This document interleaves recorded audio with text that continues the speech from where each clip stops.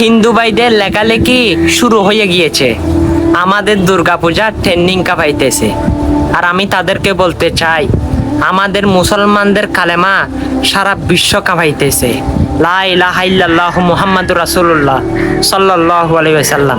হ্যাঁ, এই কালেমার জান্ডা, কালেমার দবনি, এই কালেমার উচ্চারণ কিয়ামত পর্যন্ত থাকবে ইনশাআল্লাহ।